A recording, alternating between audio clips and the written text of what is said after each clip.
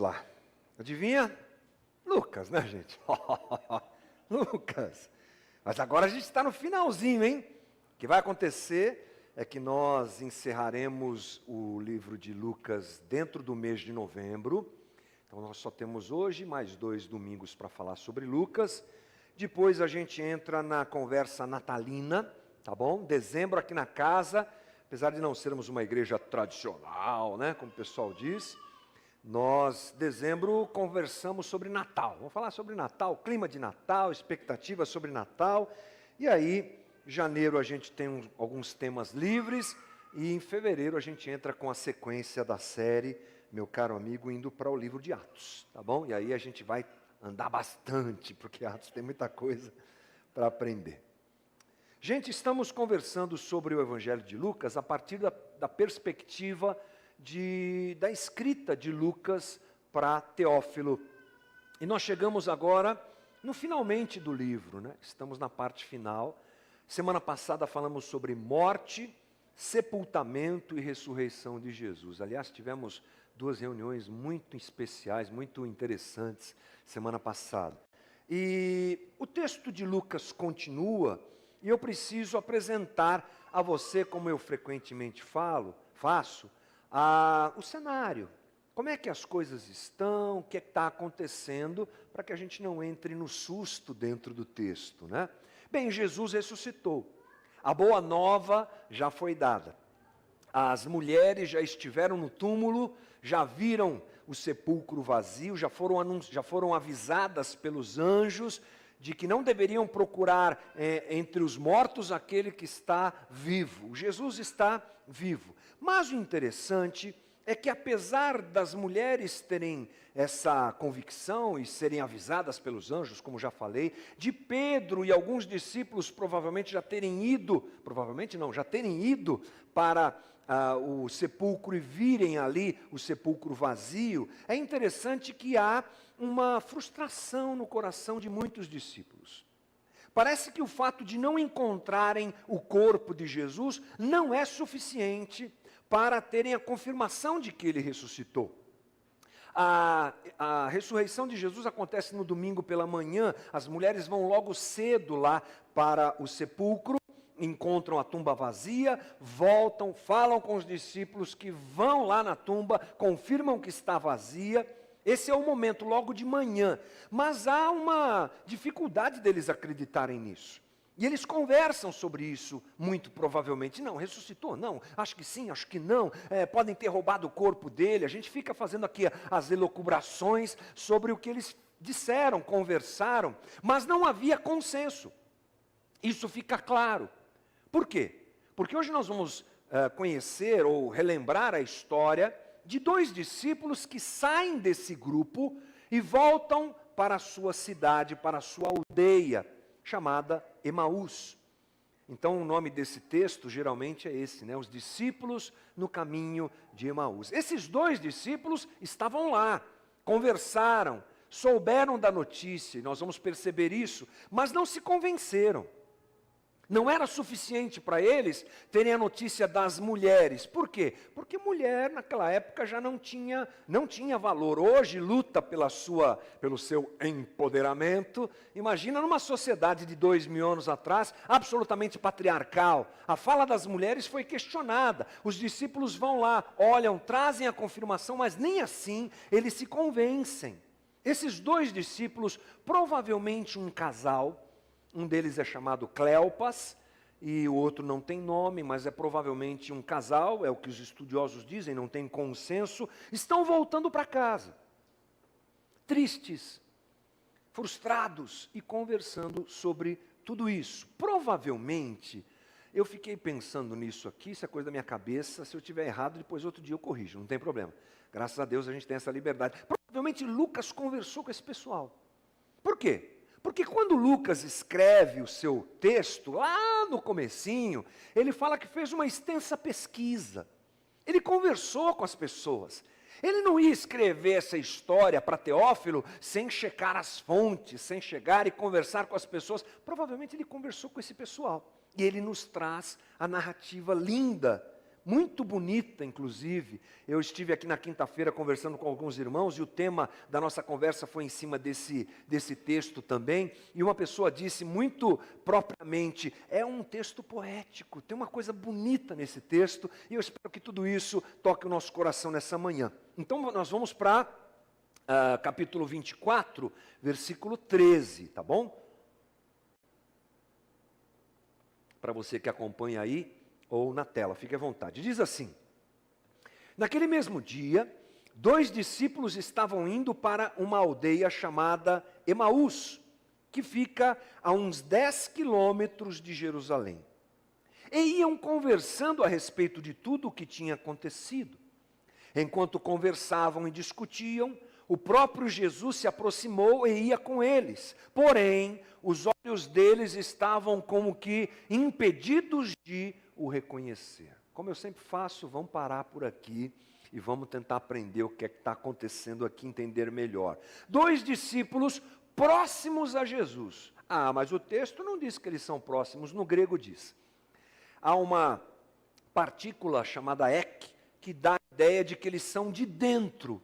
2 discípulos de dentro. Portanto, não são pessoas simpatizantes de Jesus, gente que andava ao lado, tentando chegar perto. É gente que andou com Jesus, que conviveu com Jesus. Vamos nos lembrar que isso é importante, porque às vezes nós temos a ideia de que discípulos são aqueles 12 que depois, tirando Judas que se mata, se tornam apóstolos. Não, haviam mais discípulos. Jesus tinha uma quantidade grande de gente ao seu redor. Esses 2 eram parte desse grupo e eles estavam como? Frustrados, voltando para casa e conversavam sobre o que tinha acontecido. Uma coisa bem comum, né? Tipo assim, você vai sair daqui, se você estiver com mais alguém, acompanhado de mais alguém, na ida para sua casa, provavelmente você vai falar alguma coisa sobre o que aconteceu agora aqui. Tipo assim, ele falou menos bobagem, hoje estava bom a reunião, hein? Que legal. O pessoal do louvor afinou hoje, que legal. Aquelas conversas que a gente tem, né? O ar-condicionado não estava funcionando, está quente, o som estava muito... Aquelas coisas, normal. Como a gente faz, eles estavam conversando. Aliás, é um momento de conversa mesmo, porque eles foram envoltos nisso. É a história deles. A história do Cristo morto, que eles não entendem ainda que ressuscitou, é a vida deles. Há uma frustração imensa, irmão. Eles investiram 3 anos da sua vida, não sei se esses 2 foi esse mesmo tempo, mas algo do tipo, podem ter chegado depois, mais à frente, tudo bem, isso é pouco. Alguma coisa eles deixaram para trás e se envolveram com Jesus. E eles conversavam sobre o que tinha acontecido, trocavam ideias, falavam da imagem do Cristo na cruz, falavam do julgamento que não foi correto, mostravam a sua indignação, e aí por diante. Jesus então se aproxima deles. Já está ressurreto, irmão. Já ressuscitou. Já está se movimentando e vai se movimentar ainda durante muito tempo para consolidar o coração dos discípulos a respeito de tudo que ele disse, de tudo que ele ensinou. E esses são os primeiros sinais, os primeiros momentos, as primeiras aparições de Jesus. E aí diz assim que Jesus se aproxima, mas eles não o reconhecem. O grego dá um destaque interessante para nós, que eles foram impedidos de reconhecer Jesus. A formulação aqui dá a ideia de que foi uma ação que eles sofreram.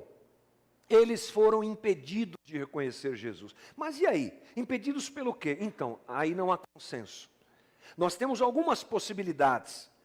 Eu destaco aqui algumas. A primeira delas é que Jesus agora era Jesus, mas era um outro Jesus. Não, é o mesmo Jesus, mas o corpo era glorificado. Não, era ressurreto. Era Jesus diferente. Já não era mais o Jesus, não, era o Jesus. É difícil explicar isso, né? Um Jesus com corpo ressurreto, gente, que é diferente. É diferente. Mais para frente a gente vai ver que esse Jesus com corpo ressurreto atravessa a parede, aparece aqui, aparece lá, é outra coisa. E provavelmente a imagem que eles carregavam de um Jesus na cruz era a última imagem. Eles ficaram olhando tudo aquilo. Gente, a crucificação romana era cruel. Você se lembra do filme A Paixão de Cristo, 2004, Mel Gibson? Dos filmes produzidos sobre a crucificação de Jesus, esse é o mais violento e mais realista nesse aspecto. Ali Jesus é apresentado mais ou menos, eu acho, assim, na forma como ele viveu todo aquele sofrimento. Cara inchada, roxo, sangrando para todo lado, uma coisa quase desumana, né? Uma situação difícil. E aí ele está na cruz, irmão, ele está nu, tá? O filme não mostra isso por uma questão óbvia, mas é assim que Roma crucifica seus contraventores. Essa era a imagem que eles tinham, talvez, junto com outras imagens que estavam na mente deles no momento em que eles conviveram com Jesus, mas a última imagem é de um Cristo ferido, machucado, arrebentado na cruz. Agora aparece aquele, então eles não conseguem reconhecer. A segunda coisa é uma possível ação divina mesmo, que a gente não entende, em que Deus havia feito com que eles não entendessem e não percebessem e não reconhecessem Jesus. Há uma outra possibilidade, que o autor esteja dizendo que eles estavam tão frustrados, tão entristecidos, que mesmo Jesus do lado deles, eles não conseguiam enxergar. Pode ser. Já que a gente às vezes fica cego de raiva, a gente fica cego de tristeza, a gente, quando está tomado por uma frustração muito grande, a gente também interpreta as coisas de um jeito esquisito.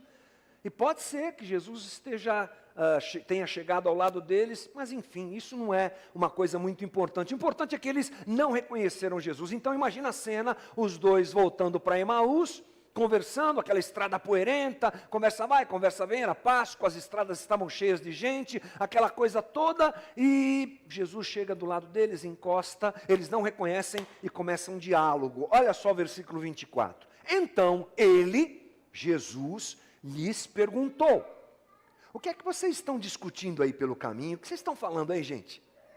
E eles pararam entristecidos.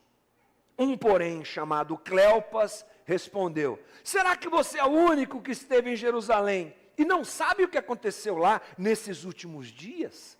É assim que começa o diálogo entre esses discípulos e o próprio Jesus. A primeira coisa que eles fazem é quando Jesus pergunta: e aí, vocês estão falando, qual é a boa? O que vocês estão conversando aí? Quero entrar na conversa. Uma coisa assim, desse tipo, eles mostram a sua tristeza. A palavra grega também tem a ver com um semblante triste, consternado, até mesmo taciturno, uma coisa pesada. Esse era o clima, esse era o coração desses homens. E eles, por não saberem que é Jesus, eles se escancaram. Eu acho isso.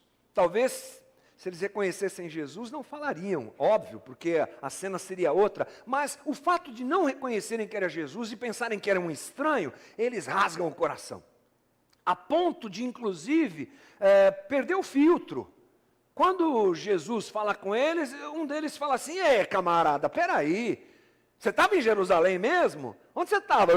Você não está sabendo da história? Saiu em tudo quanto é jornal, saiu em tudo quanto é lugar. Você não acompanhou o Instagram essa semana? Não viu o post no Facebook? Rapaz, questionam. O que você estava fazendo lá que você não soube? Todo mundo sabe. Eles abrem o coração e falam sobre a sua tristeza. Mas Jesus, interessado por isso, pergunta para eles no 19. Ele lhes perguntou: do que se trata? Conta para mim. O que aconteceu lá em Jerusalém? Como se ele não soubesse, né, gente? Conta para mim, fala aí. Aí eles dizem, e eles explicaram, diz o versículo 19, aquilo que aconteceu com Jesus, o Nazareno, que era profeta poderoso em obras e palavras diante de Deus e de todo o povo. E como os principais sacerdotes e as nossas autoridades o entregaram para ser condenado à morte e o crucificaram. Nós esperávamos que fosse ele quem havia de redimir Israel, mas depois de tudo isso, já estamos no terceiro dia, desde que essas coisas aconteceram. Primeira coisa que me chama a atenção aqui, gente, é que Jesus quer saber mais. Conta aí. Me fala aí, por que vocês estão tão tristes? Que acontecimentos são esses?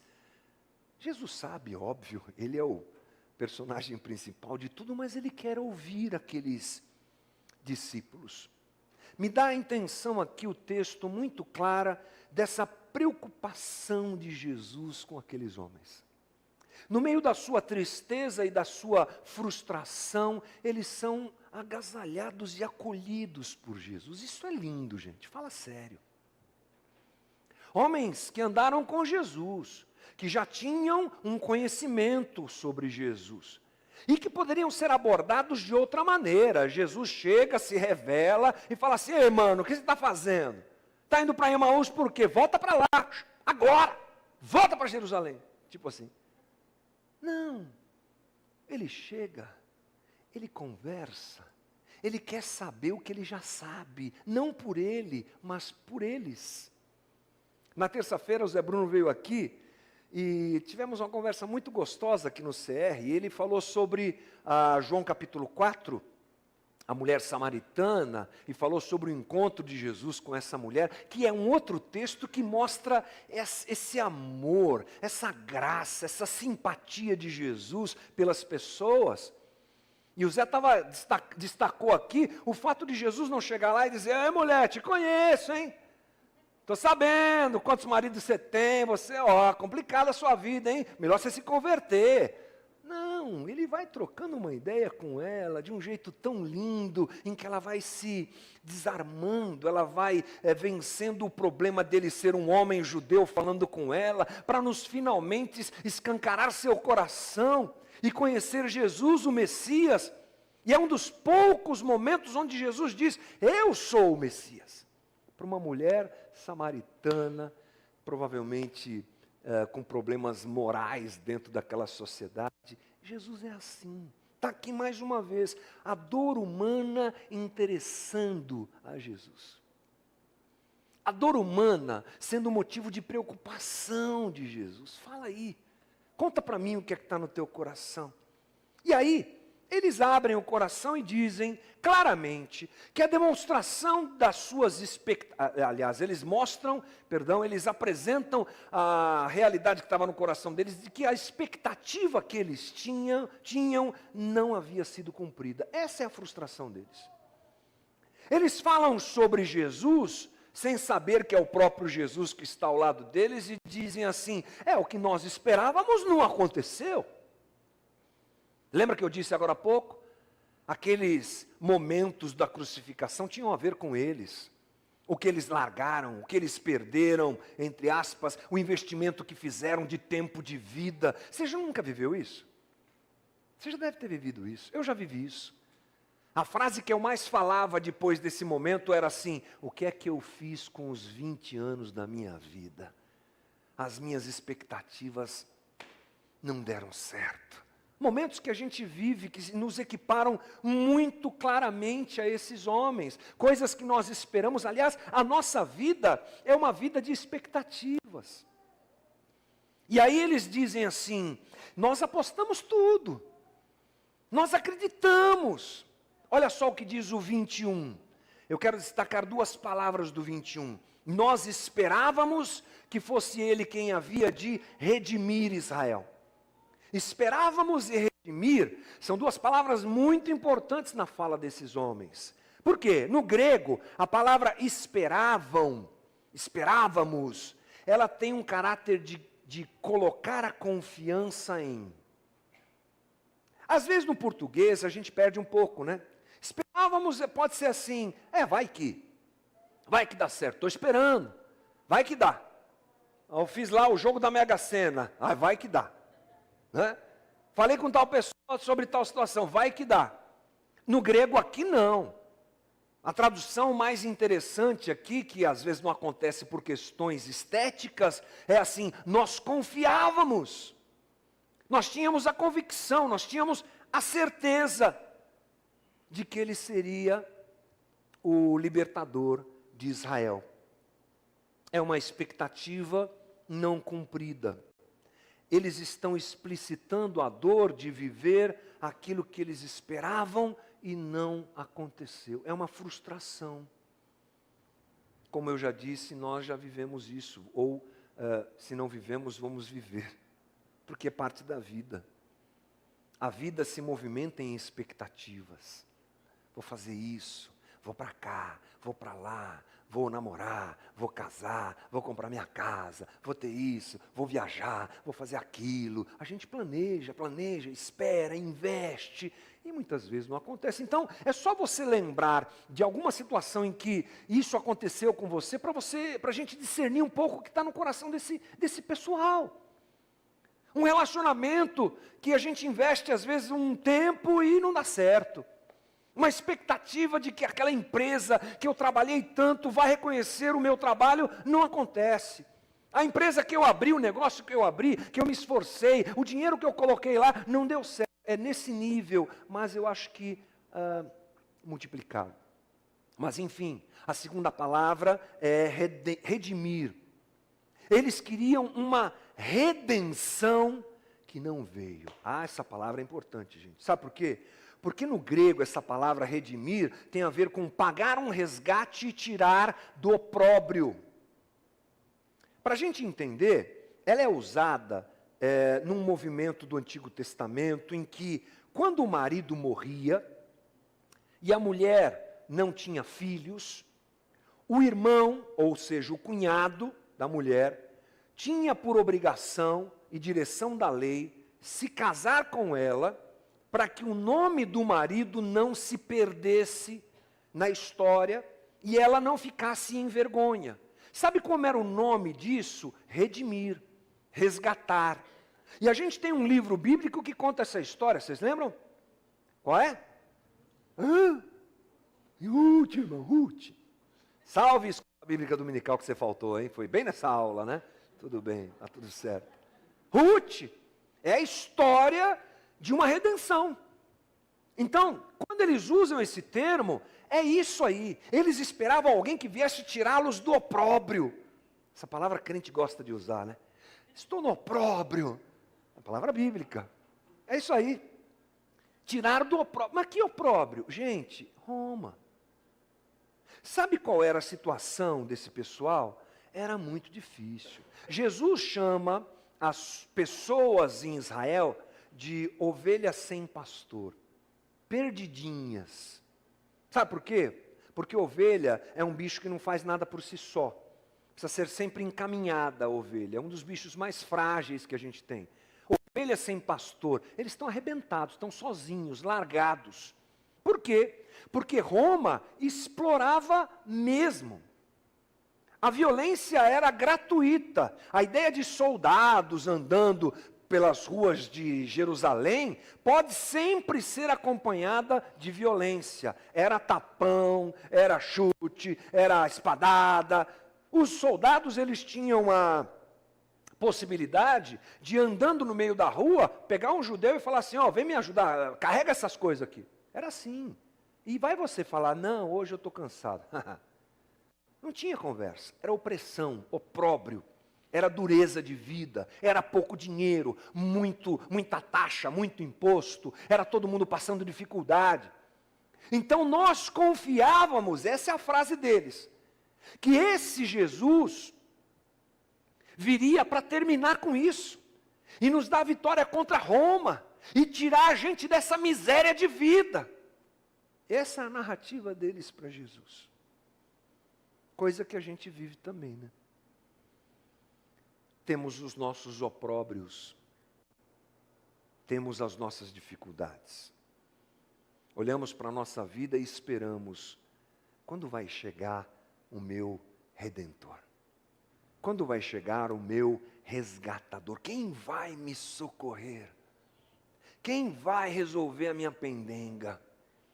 Quem vai me ajudar com essa crise? Quem vai colocar a mão no meu casamento? Quem vai colocar a mão na minha vida profissional? Sei lá. É interessante que nós esperamos uma redenção para os nossos problemas, mas não para a nossa vida. E esse é meio o pensamento deles lá. Eles não entenderam a missão de Jesus.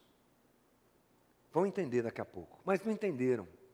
Eles não entenderam o projeto divino. Eles não entenderam a caminhada que aconteceu. Eles queriam ser livres da ação de Roma e ponto. Por isso olhavam para Jesus com expectativas que nunca aconteceram. Essa é uma narrativa de gente que não entendeu. Esperávamos que ele viesse nos libertar e nos redimir de Roma. Não, Jesus não veio fazer isso.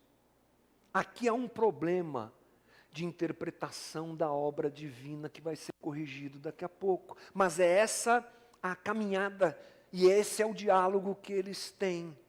Mas isso não acontece. Essa expectativa se frustra. Versículo 21, mas depois de tudo isso, já estamos no terceiro dia, e que essas coisas aconteceram, 3 pontos. As mulheres falaram que ele ressuscitou, mas a gente, enfim, é tristeza, é frustração, é decepção. Então Jesus, ainda e sem ser reconhecido por eles, começa a trabalhar uma correção a respeito do que eles haviam aprendido e não entendido, melhor dizendo, não aprendido e não entendido. Ele quer que eles vejam a verdade como deve ser vista. Esse é o momento que a gente entra no texto agora. Jesus se importa com a dor dos seus discípulos, ele tem paciência e manifesta graça diante de uma visão e diante de uma expectativa errada. E aí ele começa a dar uma aula para aquele pessoal. Olha que legal, gente. Acho isso incrível. Versículo 25. Então, depois de ouvir tudo que ele ouviu, o chororô todo, Jesus, diz aqui o texto, então lhes disse, como vocês são insensatos, como vocês demoram para crer em tudo que os profetas disseram. Não é verdade que o Cristo tinha que sofrer para entrar na sua glória?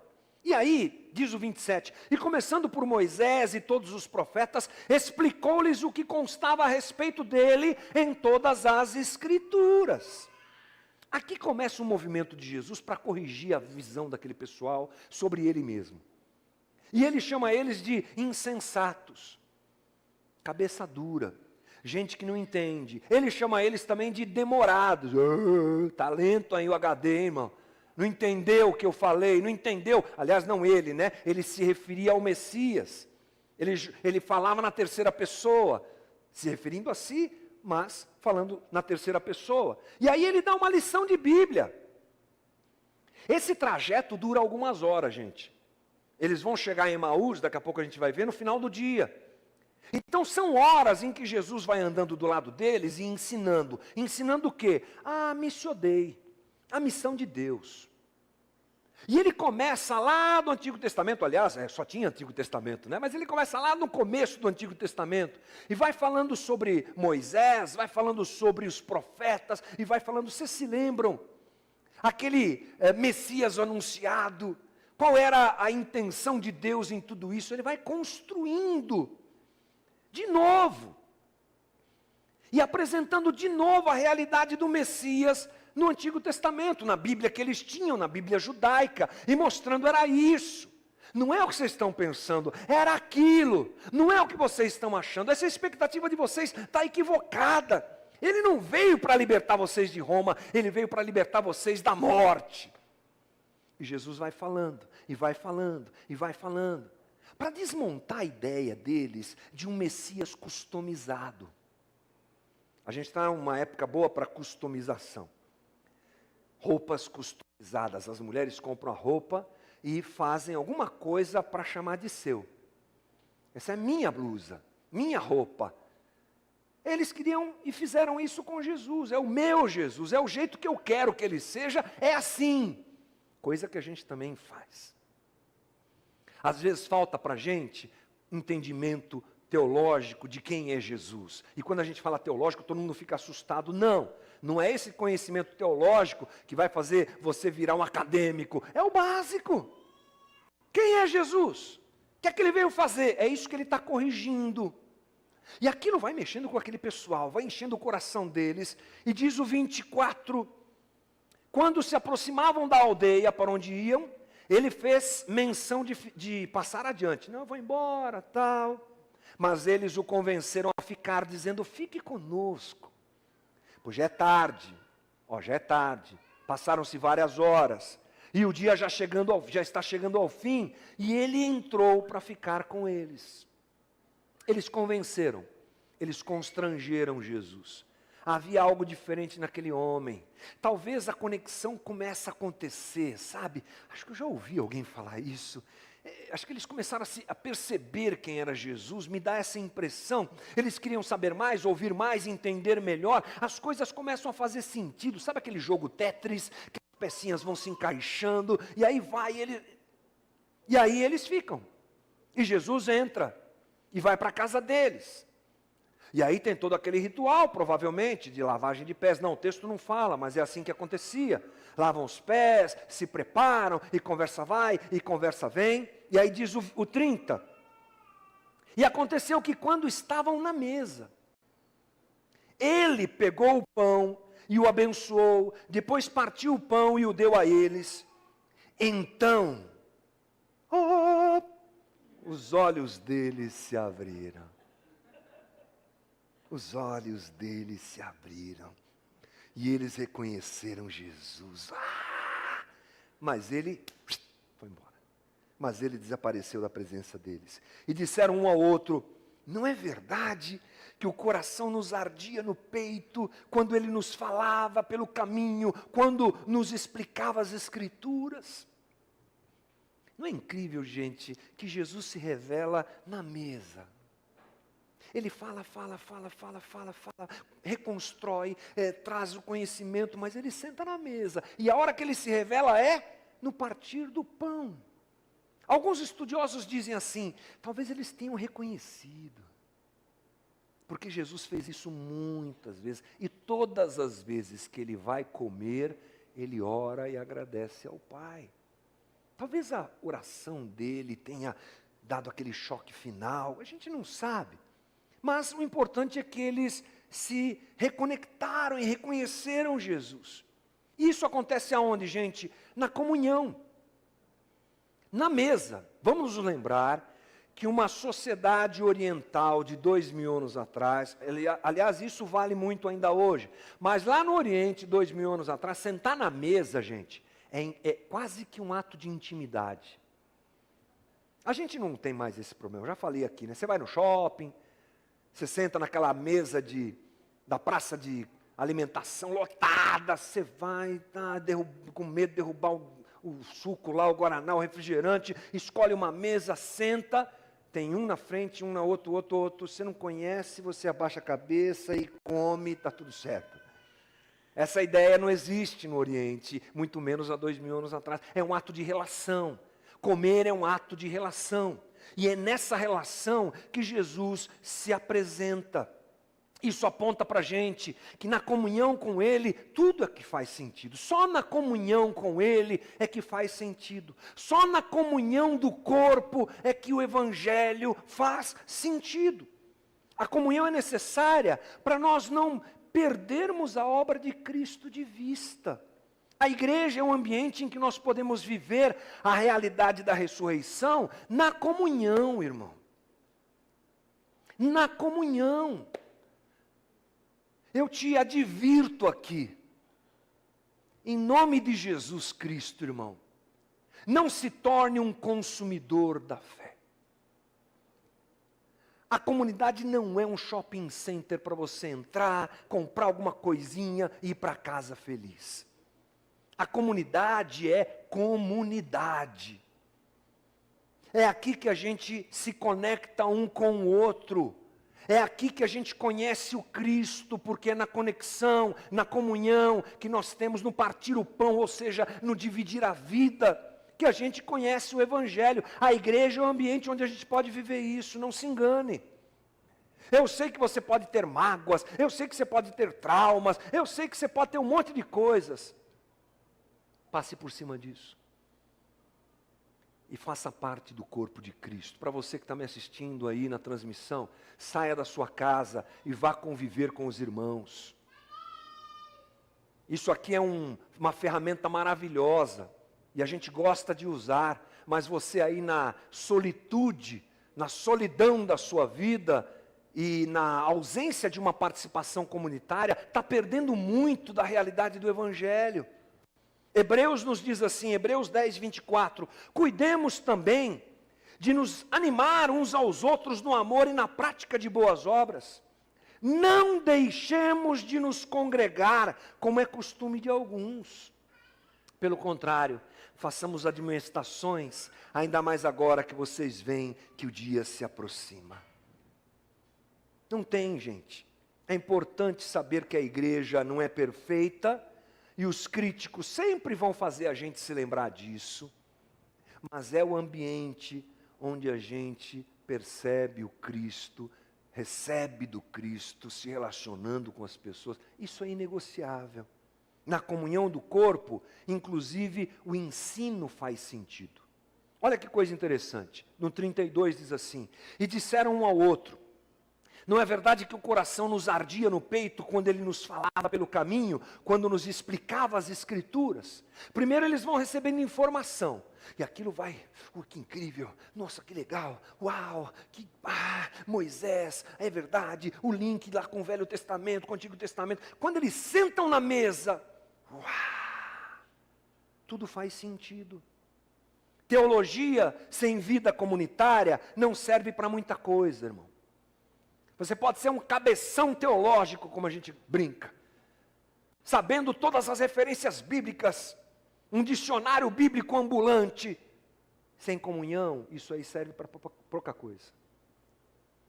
Porque na comunhão, nos relacionamentos, dentro da comunidade, dentro da família, é que a gente vive o Evangelho. Como viviam os convertidos, é uma boa maneira da gente pensar em como nós devemos viver. Lá em Atos 2:42, e perseveravam na doutrina, está aí, na doutrina dos apóstolos, e na comunhão, e no partir do pão, e nas orações. Gente, isso aqui sintetiza o que é a igreja. É um bando de gente, bando sem desmerecer, tá? Porque eu faço parte dele. É um grupo de gente que, convertida a Cristo, discípulo de Cristo, quer aprender o que é que ele tem para dizer. E faz isso não sozinho. A síndrome da pandemia precisa acabar na nossa cabeça, gente. Tá, você vai se cuidar porque parece que os números estão aumentando, vamos ter que voltar a usar máscara daqui a pouco, é o que tudo indica. Mas em nome de Jesus, não perca a realidade da comunhão. Jesus alcança aqueles homens com a ressurreição. E isso acontece em que ambiente, gente? Na comunhão. Encerrando, tá? Eles estavam desconectados, eles estavam desajustados, eles estavam infelizes, eles estavam atrapalhados, eles estavam comprometidos pelos sentimentos errados. Talvez você esteja aqui assim, talvez você esteja me assistindo assim, atrapalhado, desconectado. Algumas coisas aconteceram na tua vida e você não consegue entender e administrar isso. Expectativas frustradas tomaram conta do teu coração e te desconectaram. Gente, eles estão indo embora de Jerusalém. Tipo assim, tchau. É o que muitas vezes ocorre conosco. Mas Jesus vai até eles, cheio de misericórdia e graça. Ouve. Fala aí, o que é que está doendo? Ele ouve, depois ele ensina, corrige, ajusta o olhar teológico, e depois senta na mesa, e tudo acontece. É o dia em que o coração daqueles homens foi ajustado. Hoje é um bom dia para você, irmão, que está debaixo dessa situação, ajustar o teu coração.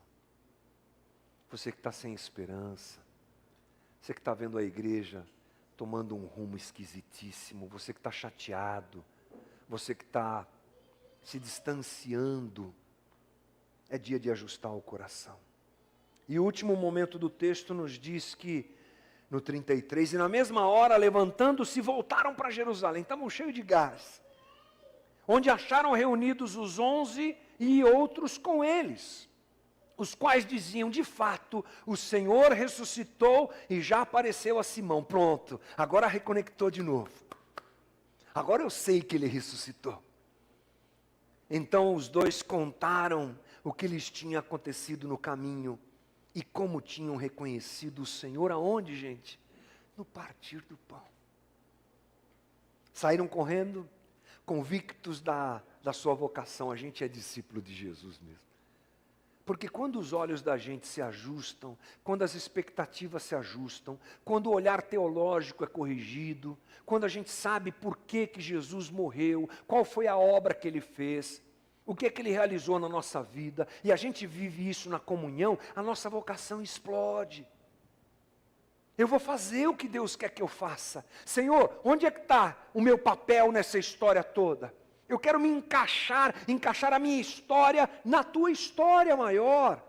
Aliás, a Bíblia é um livro de histórias, de uma grande história e de várias histórias que se encaixam nessa história. Esses homens agora entendem isso. E eles, vivos novamente, saem para espalhar o reino de Deus, como nós sabemos. Para encerrar, irmãos, o que é que eu aprendo nessa história toda? Lucas dizendo assim para Teófilo, olha, o Teófilo, Jesus, depois da morte e da ressurreição, sabe o estrago que tudo aquilo causou.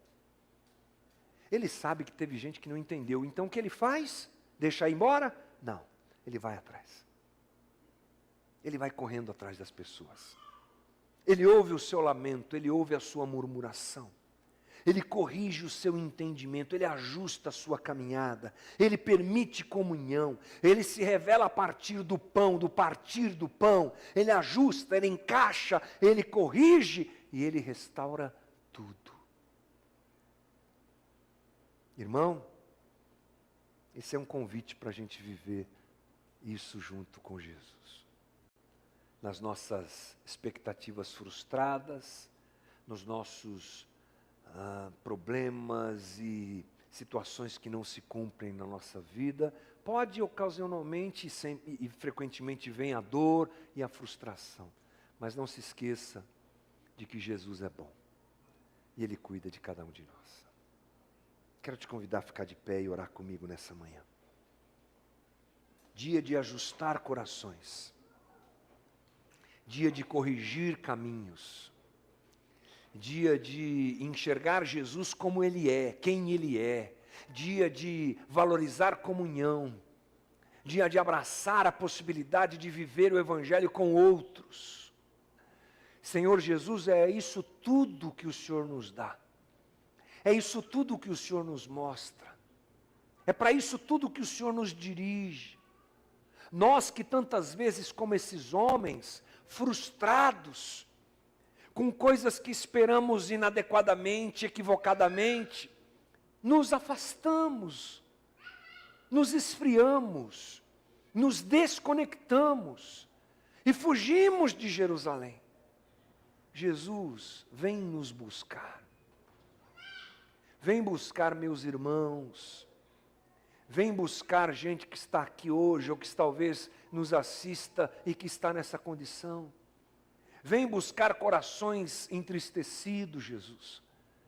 Nós te esperamos.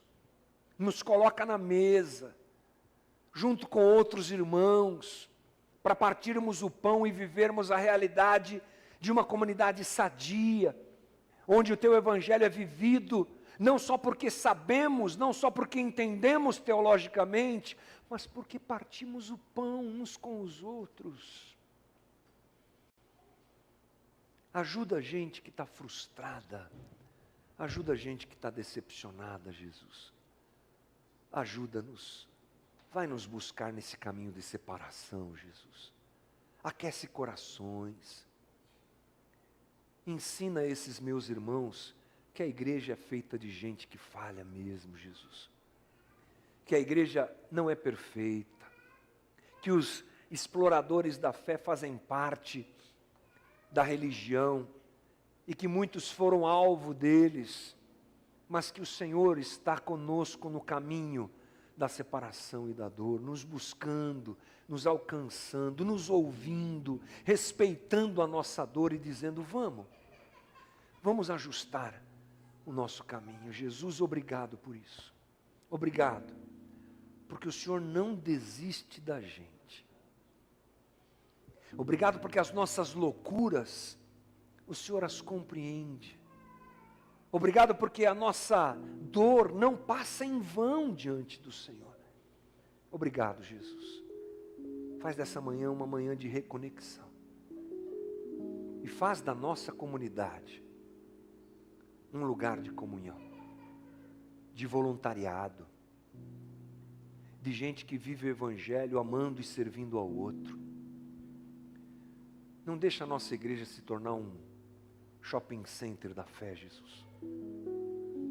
Faz desse lugar, desse ambiente, desse povo, desse grupo, um grupo de discípulos que sofrem eventualmente, que choram, que têm expectativas erradas muitas vezes, porque somos gente, mas que se ajuda, mas que se suporta e que conta com a Tua graça e misericórdia para ajustar seus caminhos.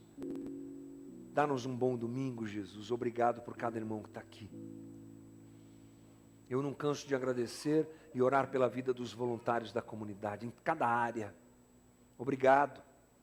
Obrigado pela vida deles, pela doação, pelo esforço. Obrigado por cada um que está aqui visitando a nossa comunidade. Obrigado por cada um. Nós consagramos ao Senhor nossa vida e esse domingo e essa semana, em nome de Jesus. Amém. Deus te abençoe, irmão. Ótimo domingo. Vai na